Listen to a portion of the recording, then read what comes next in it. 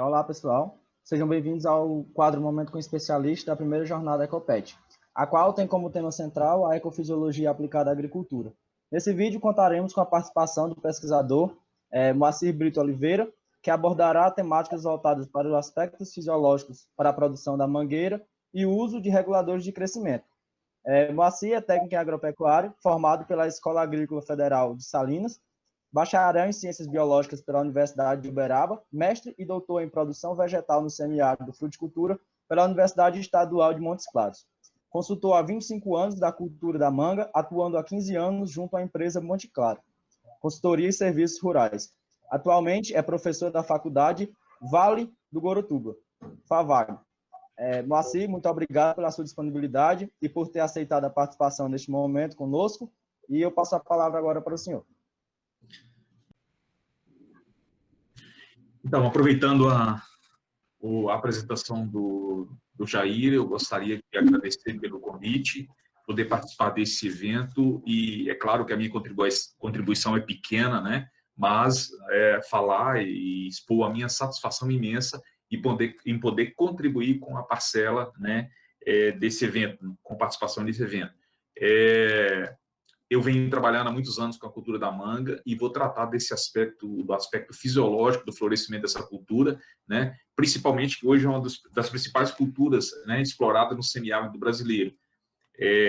O uso de regulador de crescimento muito contribui, né? Mas, com certeza, é preciso adequar o manejo a essa cultura e também manejar de forma eficiente e tecnicamente correto esses reguladores de crescimento, que tem sido ferramenta importante no cultivo da mangueira.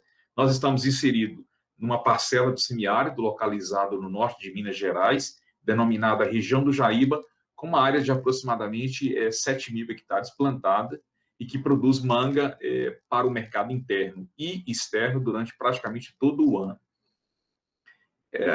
A manga tem uma origem na Ásia, né, e a introdução no Brasil se deu por volta do século XVI. A exploração inicial se dava por modelos bastante extensivos, com espaçamentos grandes, produtividade baixa, e houve, ao longo dos anos, uma evolução para a região semiárida, né? Partindo desses dois grupos, né, onde nós exploramos praticamente o grupo monoembriônico, né, que tem origem indiana, são as variedades conhecidas como variedades vermelhas, no caso atomiáticas, a Aden, a Palmer, né, possui um fruto com característica bem interessante, pouco teor de fibra, bastante doçura, né, diferentemente do poliembriônico, né, que é de origem indochinesa, né, e que nós conhecemos no Brasil como variedades crioula, né, no caso bourbon, espada, manga rosa, com formato bastante característico e com coloração um tanto para o amarelada, né.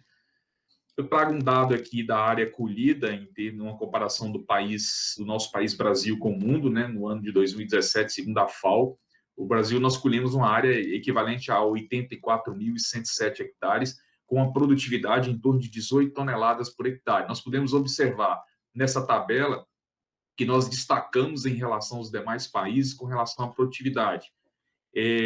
A produtividade no Brasil, ela tem um destaque para o estado de Pernambuco, né, em função do projeto localizado em Juazeiro, no eixo Juazeiro-Petrolina, ali, no Vale do São Francisco, onde a produtividade se destaca, produtividade média anual em Pernambuco, em torno de 22 toneladas por hectare, e a gente percebe, assim, com o avanço da tecnologia de cultivo, com aumento de stand e a tendência de crescimento dessa produtividade. Um destaque interessante em termos de valor de exportação, aí nós podemos acompanhar nessa tabela desde um valor crescente, né, em dólares, né, em milhões de dólares, aí, desde o ano 2014, chegando até 2017 numa tendência ascendente, e já no ano de 2018, em função de alguns problemas no mercado internacional, uma redução desse volume arrecadado com a exportação brasileira de manga.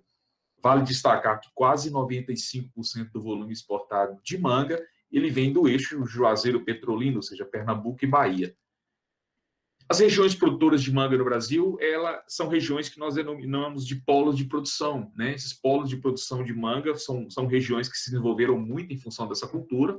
A renda per capita, com certeza, da população, ou seja, a atividade, a função econômica dessa cultura contribuiu bastante para a melhoria desses polos, né? E nós temos hoje o principal polo de produção de manga no Brasil, é o Vale do São Francisco, é Petrolina e Juazeiro. Depois nós temos Livramento de Nossa Senhora, também localizado na Bahia. Vamos para São Paulo, com uma área de aproximadamente 10 mil hectares plantados, destacando que o Vale do São Francisco tem uma área de aproximadamente 40 mil, 35, 40 mil hectares, e depois vem Livramento com uma área em torno de 12 mil, e o norte de Minas aqui com 7 mil, sendo o quarto colocado, e o terceiro colocado, São Paulo, com uma área de aproximadamente 10 a 11 mil hectares plantados. A região do Jaíba é a região semiárida de Minas, a qual nós estamos inseridos. Ela tem crescido, tanto tem crescido em extensão de área plantada, quanto em termos de tecnologia. O mercado dessa região, desse polo de produção, é destinado quase que basicamente ao mercado interno, né, ao mercado brasileiro, atendendo com os principais centros de São Paulo, Rio de Janeiro, Brasília e outros, né, e apenas 5%, 10% do volume produzido ao longo do ano é enviado para a Europa, e normalmente com o transporte aéreo, diferentemente daquilo que acontece no Vale de São Francisco.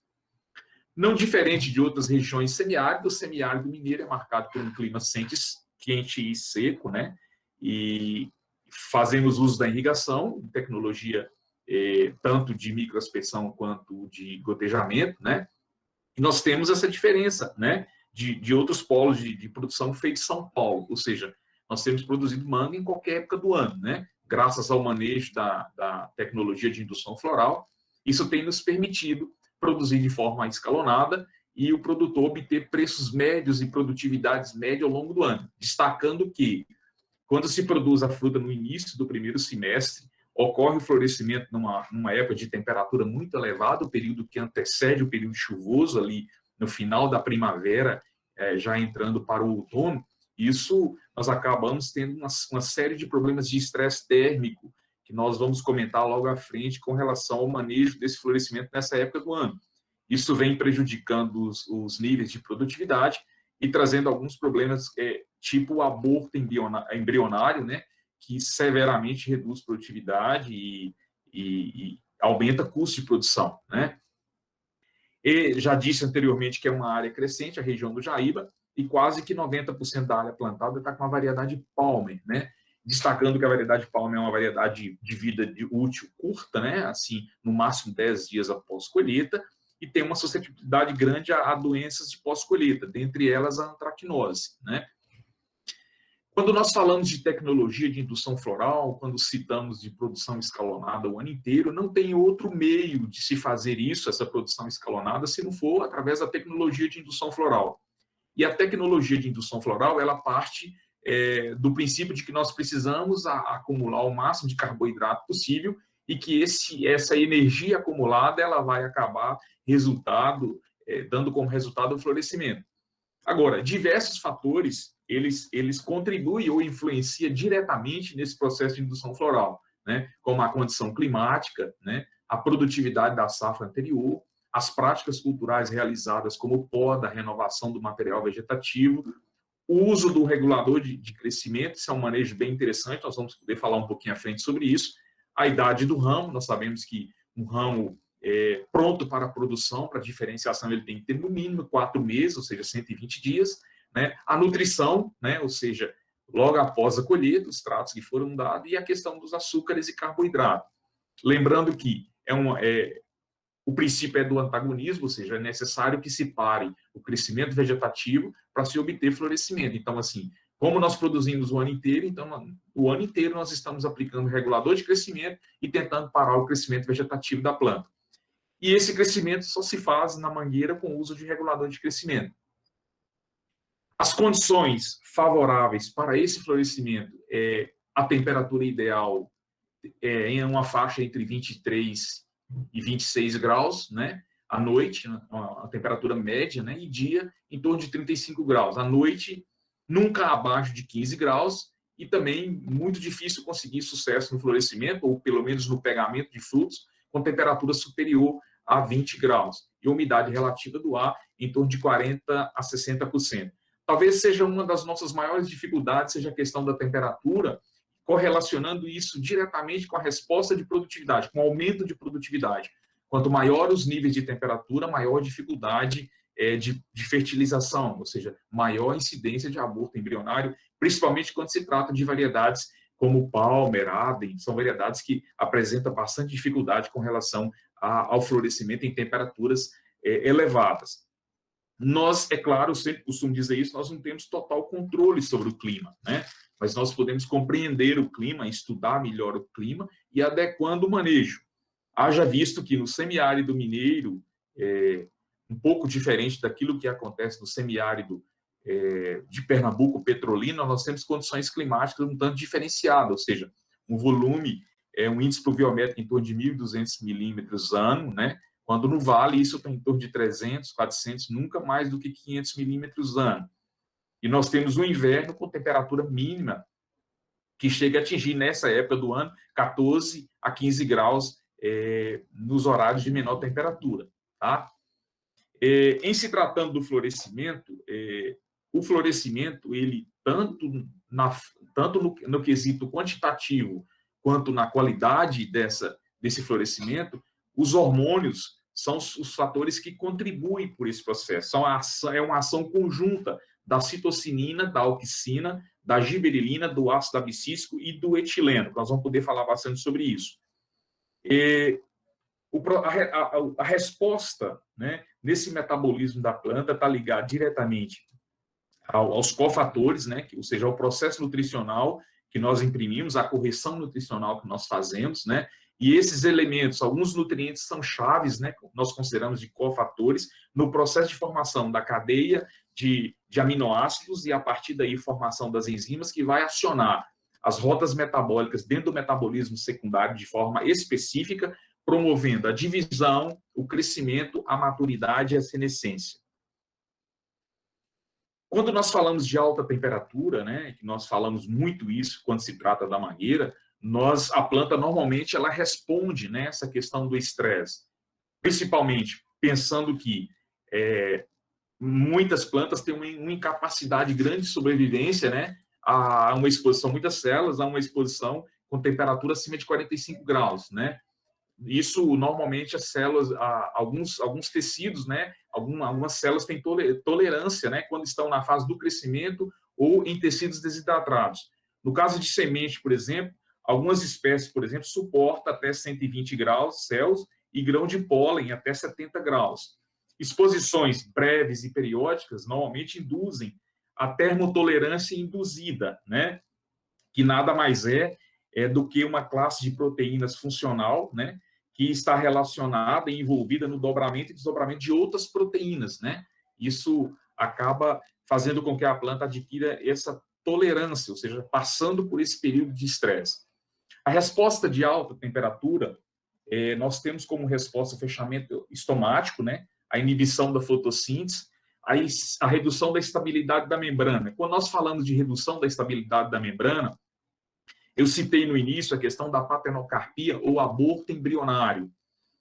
Nós sabemos que quando a planta está exposta nessa fase de florescimento a uma temperatura superior a 30 graus ou uma temperatura mínima inferior a 15 graus, nós sofremos um dano nessa membrana, né? Nós sofremos um dano na redução da estabilidade, uma redução na estabilidade dessa membrana, onde na temperatura elevada ocorre um afrouxamento da membrana. A membrana é formada por uma camada, uma dupla camada fosfolipídica, né? Não sendo os ácidos graxos capazes de segurar, de manter essa estabilidade, e aí nós acabamos tendo um problema com o aborto embrionário na mangueira, ou seja, patenocarpia ou fruto pouco desenvolvido, né? Então nós temos os dois eventos, um fruto totalmente isento de embrião e um fruto com um embrião pouco desenvolvido, o que acaba promovendo um crescimento inferior desse fruto e inviabilizando para o mercado, né? Várias adaptações protegem, né, as folhas contra o aquecimento excessivo, principalmente quando se trata de semiárido, a redução da absorção de radiação solar, o surgimento de tricomas, né, foliares refletivos, as ceras e a redução do tamanho da folha. No caso do estresse hídrico, quando se trata de mangueira, muito se falou ao longo do tempo de estresse hídrico. Hoje, nós não usamos mais esse termo estresse hídrico, e na mangueira nós fazemos manejo do uso de regulador de crescimento e fazemos redução gradual da lâmina de irrigação, né? Porque todas as vezes que a planta é submetida a uma condição de estresse hídrico, nós temos resposta fisiológica, uma resposta bioquímica e resposta molecular. Todo esse processo de submissão da planta a uma condição de estresse hídrico acaba nos proporcionando percas, né? Isso, no caso da mangueira, não é diferente das outras culturas. Voltando ao processo do florescimento, nada mais é do que uma mudança do estado vegetativo para o estado reprodutivo, né? Ou seja, são gemas vegetativas, são meristemas com tendência vegetativa, em que há uma mudança de acordo com a condução, ou com a condição climática, ou com o uso de regulador de crescimento, para gemas reprodutivas, né? E esse processo do florescimento, vai do desenvolvimento dos primórdios floreares até a antese, né? E depende, como eu disse no início, do acúmulo de carboidrato, da condição ambiental e do próprio estímulo floral. Em se tratando de regulador de crescimento, eu tive a oportunidade de trabalhar no meu doutorado com vários tipos de reguladores, com etiltrinexapac, cloreto de clomerquat, paclobutrazol e uniconazole, justamente porque na mangueira hoje o regulador de crescimento registrado para utilização é o paclobutrazol, e nós temos alguns inconvenientes, tipo, quando dose elevada, nós temos uma persistência maior no ambiente, nós temos a vantagem de ele não ter mobilidade pelo floema, ou seja, não deixaria resíduo no fruto, mas nós temos uma eficiência confirmada com doses de, no máximo, até 1,5, e não é comum, às vezes, no campo, obedecer essa recomendação de dose, principalmente porque não se tem uma leitura ótica visível do resíduo, né, da questão residual, daquilo que sobrou acumulado do ano anterior. E a persistência, o tempo de persistência pode ultrapassar até 12 meses, dependendo do tipo de solo. Então, nós temos três compostos, né, que são os compostos quaternários, compostos cíclicos, e, no caso, o grupo do etiltrinexapac, né? Esses estresses ambientais, normalmente é um fator que traz desvantagem, que traz perca, como eu disse no início. E diferentemente, não diferente do uso de reguladores de crescimento, quando nós usamos reguladores de crescimento em dose elevada, nós também colocamos a planta, ou seja, influenciamos a planta de forma desvantajosa, né? Isso, quando se trabalha com o florescimento da mangueira, nós temos algumas dificuldades, né? E essas dificuldades, basicamente, elas se dão por questões climáticas. Quando ocorre chuva no florescimento, nós temos uma redução do nível de polinização, né? Como consequência, nós temos um comprometimento da permanência do fruto na planta, automaticamente a redução da produção comercial. No caso do crescimento do fruto, nós dependemos da disponibilidade hídrica no solo e uma temperatura aí acima de 33 graus, né? A alta temperatura e a umidade provoca ocorrência de doenças, dentre essas doenças a antracnose, e temperaturas menor do que 30 graus, temperatura maior do que 30 graus durante o dia e maior do que 25 graus durante a noite, estimulam o crescimento vegetativo. Então, seria uma faixa ideal de temperatura entre 28 e 18 graus, as condições ideais para o florescimento da mangueira. Esse gráfico mostra, né, um esquema de florescimento, de manejo do florescimento. E quando nós falamos de indução floral, nós precisamos de entender bem o que é indução floral, né? Quais são os fatores que afetam essa indução floral e qual o papel do regulador no processo de indução floral. Então, de forma bem ampla, a indução floral nada mais é do que um conjunto de práticas que vai do final da colheita até o final da colheita subsequente, ou seja, são todas as práticas que envolvem o pré-florescimento da cultura. Isso passa pela nutrição, passa pela irrigação, formação e renovação do material vegetativo que vai originar a safra anterior, a regulação do crescimento a partir do uso de reguladores de crescimento de forma adequada, o período de maturação do ramo, a quebra de dormência, o florescimento propriamente dito e a fertilização. Dentre os reguladores de crescimento e as novas tecnologias utilizadas nesse processo de florescimento, de indução floral, nós temos uma preocupação com a redução das doses de PBZ de acordo com a época e a variedade, né? O que é isso? Ou seja, quando nós temos uma condição de temperatura amena, de temperatura favorável ao florescimento, não justifica o uso de dose elevada de regulador de crescimento. Quando nós temos uma temperatura um tanto mais elevada e uma planta com vigor mais excessivo, justifica adequar a dose, mas não abusar da dose de regulador de crescimento.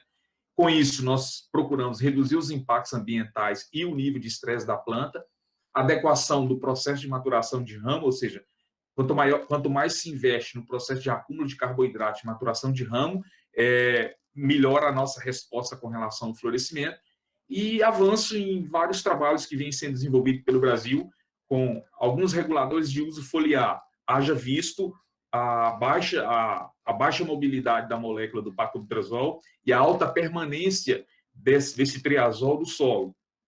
Então, alguns trabalhos sendo desenvolvidos aí a partir do etiltrinexapac, do cloreto de clomerquat, do prohexacadione de cálcio e do uniconazole.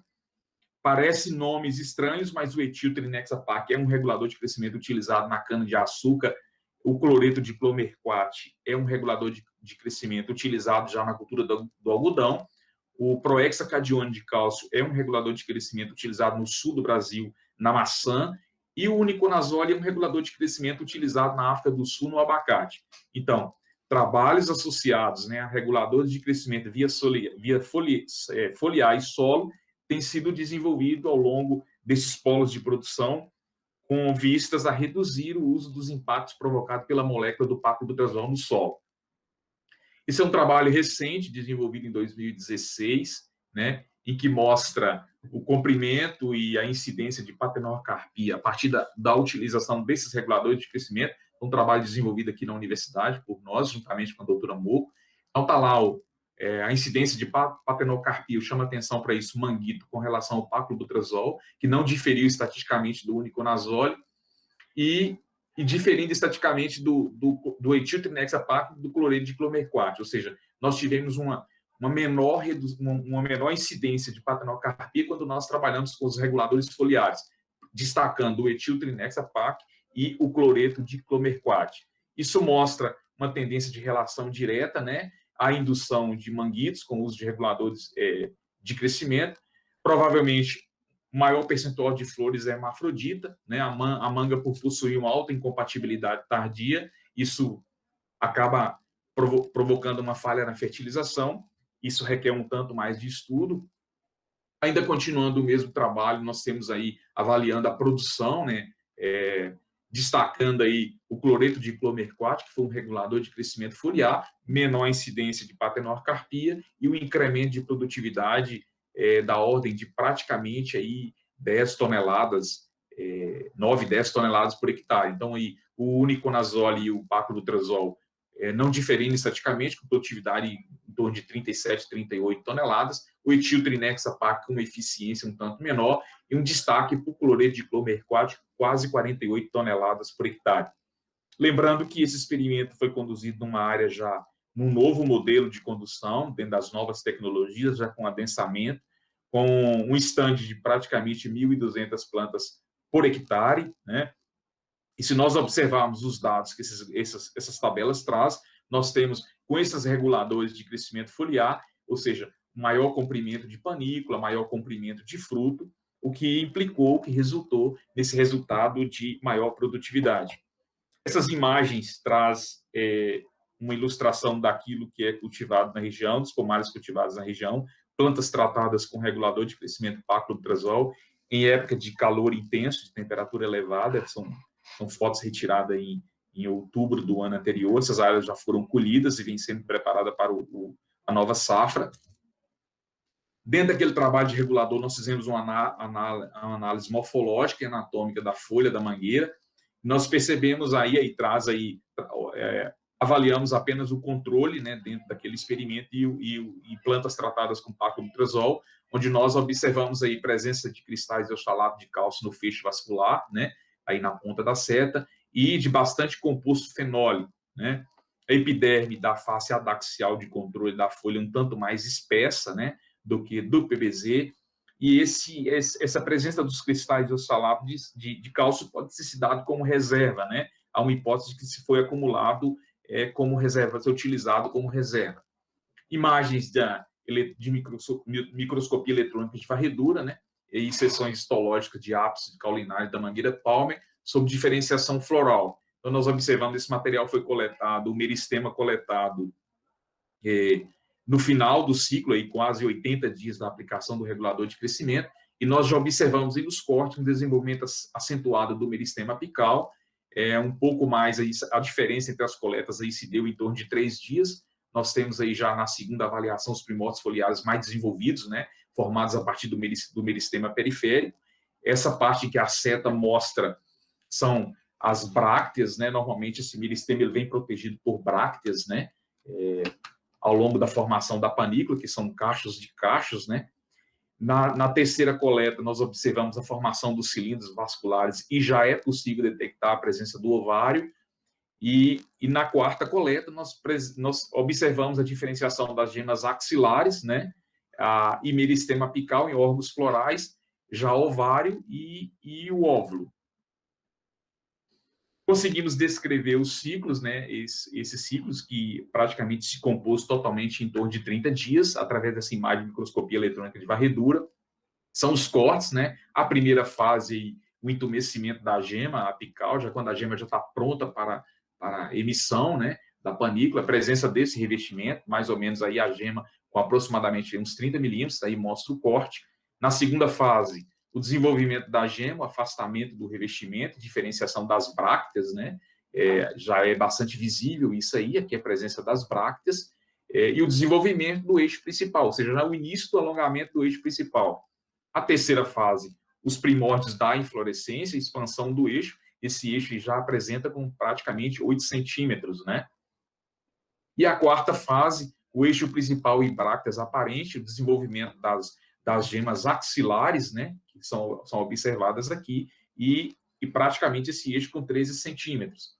A fase 5, a fase de alongamento do eixo principal, o surgimento dos eixos, né, secundários e um comprimento aí em torno de 18 centímetros. A fase 6, o alongamento do eixo principal e secundário, o desenvolvimento acentuado dos eixos secundários, que pode ser observado, e já um eixo principal com 25 centímetros. A fase 7, o pleno desenvolvimento desse eixo principal e secundário, bem como das inflorescências. Nós já observamos aí uma panícula com aproximadamente 48 centímetros.